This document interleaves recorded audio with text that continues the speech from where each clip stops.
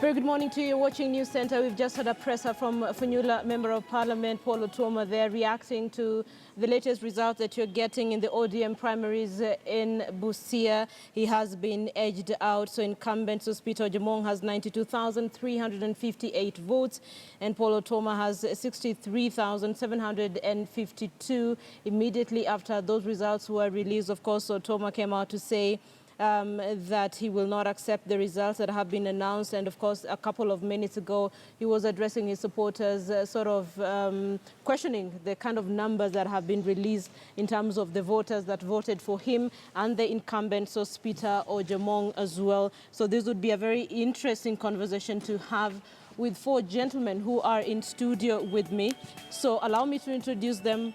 We have Gabriel Muduma, always here on Friday. Thank you so much for your time. Thank you, Linda. To help us look at the ODM primaries that began yesterday. Remember, focusing on Busia, focusing on Bungoma, and of course Machakos as well. We have Wanjala Makoha as well. Thank you so much for creating time for us. And we have Silvanus Osoro. Sir, thank you so much for creating time for us. Good. So gentlemen, allow me to bring you into this conversation, and Muduma, I'll begin with you. What are your reactions to what we have seen happening in Busia? Nothing surprising, really, Linda. Nothing comes as a shocker. But if you're talking about conducting a free primary, you saw the antagonism that Paul Otuoma went through. I mean, I feel sorry for him. You wake up one day and you find the headlines. And I don't know whether the Nation newspaper are going to sue anybody, but you find... But to be unfair, they actually tried to correct that. They said that did not come from them. Of course they said, but you see, that doesn't matter at that point. If you're really looking for fairness and transparency, Ojaamong should not have continued in that exercise, because already you know who has done that work. And I was being told the entire county. Are you telling me it's Paul Otuoma who did that? No, come on. I really felt sorry for the guy. You wake up and you're going to a newsstand and you see a newspaper which looks like the Daily Nation and your name is there saying that you've ditched the party. I mean, all structures really were geared. And I don't know how Ojaamong did it. The whole night, really, you're traversing the whole county. You do know you're on your own making those allegations. No, I know it's allegations, really, but you can't expect Otuoma and his supporters to have done that. Really, come on. Would you really burn your own skin? I feel sorry for the guy. But coming to fairness, I think I'll agree with one of the gentlemen who were just talking before we came live. I was suggesting, you know what, and I agree with him 110%. This one had already been tilted to Ojaamong. Truth be said. Why? Why do you think it was tilted? You know, number one, we are talking about the incumbency, the powers of an incumbent, and the closeness to the party leader. That has always paid. Wanjala, do you think this is, first of all, what are your thoughts about what's happening? One is, yes, I'm not surprised that this has happened. I think incumbency has come in, party loyalty has also kicked in. But I think Kenyans need to ask ourselves, were we prepared for a free and fair nominations? Were there structures? Were there party registers? How were the presiding officers, the returning officers selected? So I think Kenyans should begin to see these things from the word go. And I think the two protagonists needed to have asked themselves whether the party had prepared themselves sufficiently well for a free and fair election. I'm not surprised. In your view, was that free? Was that fair? It isn't. I mean, we live in this country. We have not seen this political party putting in place mechanisms to oversee free and fair elections. How did they, for example, get their returning officers? How did they get their presiding officers? We didn't see any advert. We didn't see any process. So, and I think it is an issue that all political parties need to address. We have the political wing, but we also have the administrative wing. Political parties need to develop the administrative wing, which is a political, that can help them then oversee a modicum of fairness. But if you choose people who are already politically conscious, they have their own loyalties, and in this country, we are loyal to the party leader. So there are people who may have misread what they think is the thinking of the party leader of this specific party. And across the night, they have achieved that by giving us the results that we have woken up to. Okay.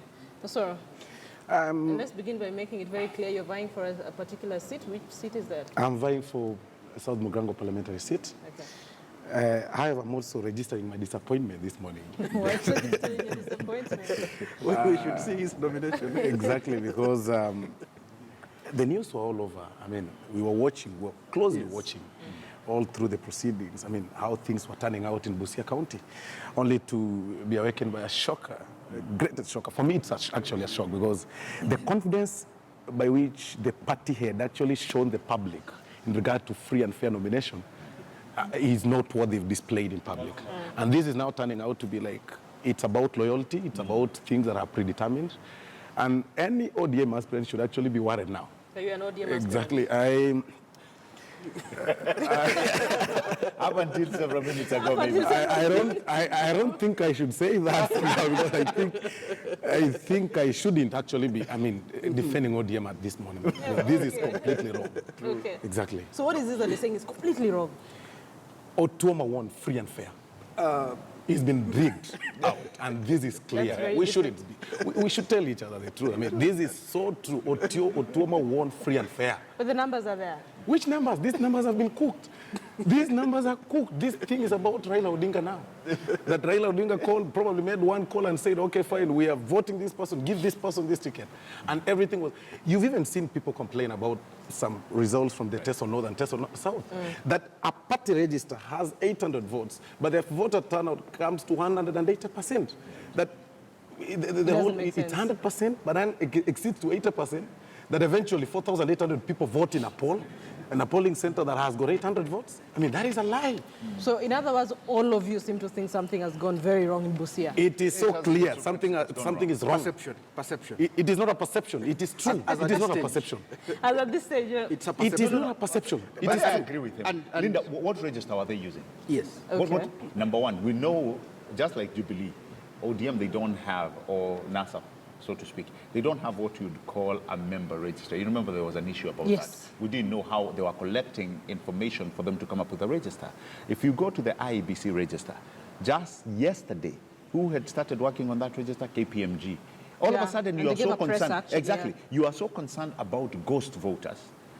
And you're telling your people in Busia to use the same register. So really, what register were they using? That's number one. Number two, when you're talking about Otuoma leading yesterday, as we were seeing, and we followed it almost the whole night, until sometime when everything went dead. You didn't know what happened. When apparently there was a car that was supposed to take results from Teso, and exactly. And then you hear all the returning officers were in one place waiting to release the results, and then they go dead for about 4 hours. And then you start asking yourself, probably, I agree with my friend when he says somebody was making those frantic calls. Really, the grand scheme of things, and I know we are just talking, whatever, it's allegation we are just throwing into the wind, but I would really like to see a systematic way under which Ojaamong came to. I am not denying he has what you'd call the tenure of the voter, not the tenure but the power of the office. That one he has, and I don't want to take that away from him. But again, Otuoma is not just another political ragrat that you just pulled from the store. He is known. He has done a serious campaign, and if there was any essence of fairness, the minute we started seeing papers leaked in Busia, I think the leadership of the party would have called the mayhem into a halt and actually chastised Ojaamong, because I believe he's the one who came up. And again, that is a cake and so juvenile at this point to do that. If you're really talking about fairness and you have the powers of an incumbent, of the incumbency, and you have the trappings of the office, surely allow the guy at least to have some mileage. Allow him the space. Let it be free and fair. Already you're leading, given the powers of an incumbent. Allow him at least to play ball. Muzuma, I do realize that the only person who's saying it's Ojaamong responsible for the publication. Linda. Who could? Who else? There are only two aspirants here. Guys. Yeah, of course. Unless you are telling me Paul Otuoma just woke up one day and went to print to a computer. And to be fair, Daily Nation has actually given a press release, and they've been categorical. They had nothing. And they should sue somebody.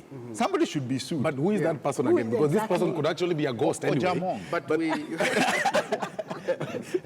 But we do have state apparatus in this country, security apparatus. So I think that should be investigated, and whoever is responsible be brought to book. But again, I'm not surprised. In a political contest, you expect your opponents to try to do some of this gymnastics. So in the world of politics, I don't think I'm surprised. But this is the first time you're actually seeing such a thing. Perhaps the level. I Perhaps actually the level. thought, I actually Yeah, thought the this, level. To use Daily Nation. I actually thought that was like kind of a screenshot of something, or to just something on internet. Until Photoshop. somebody showed me a hard copy of it, and I really got shocked that somebody can invest Exactly. such huge amount of money to dispute some. I You mean, just discredit someone. someone. And by the way, this is the entire county. Who else has that kind of resources. capital machinery? Yeah. But what if... Really? But what if, and for playing the devil's advocate, Yeah. what if this were actually true and fair elections? Because again, we must ask ourselves, what is Exactly. fair? Yeah. Do we sit here as analysts and determine that it was not fair? I mean, the party must have had some people that were appointed and Exactly. given certain responsibilities. Yeah. And part of those responsibilities is actually to return the numbers. Let me define and what once is the fair. numbers are returned, these numbers are tallied and somebody is announced. Right. So to the extent that that process was followed, and the people who were involved in this process had some modicum of faith Yes. in that kind of structures. Who are we to sit here and say? no. Who are we For to me, sit here and fairness- say they were not fair? No, for me, fairness. Because fair is it because we saw some, we believe the process was not fair? I mean, my brother says he was given a hard copy of something. Is it up to us? No, let's be honest. And the reason what I'm is- saying this is I'm imagining the person who had to do the final tally and announce the results. Let's be honest here. You have officers, they give you numbers. The law around the election is very clear. You have a simple duty to tally and announce. So to the extent that Busia County has more than 150,000 registered voters, I don't think we should just say it was not free and fair. No, let's be What's your version let's of be free very fair? let's be very honest here. Fairness in big political parties is being loyal to the party leader, and that is fairness. That if one is given a ticket, that is exactly what is even happening in various places. Right. And we're only talking about Busia County. Great shockers are expected in Kisii County next week. That people will be given will be given tickets whether they go for nominations or not. Someone actually will be sleeping. And I'm quite sure that Ojaamong wasn't seen anywhere doing rounds in the county when voting was on. Well, trust me, yesterday he was all over. No, for PR purposes, that he's trying to do something in some stations. But of course, when he realized that he's losing in some areas, he went back to the drawing point, made that serious call to the party leader. And of course, now things turned out probably within the line. Sorry, trust To me, be very guys, honest, you're on your audience. to be very honest, this is the beginning of everything. And it's not only in ODM, actually. It's going to happen in Jubilee Strongholds next week. Wait and see. That it's going to be about loyalty being rewarded. It has nothing to do with free and fairness. All right, hold on, people. Hold on. Guys,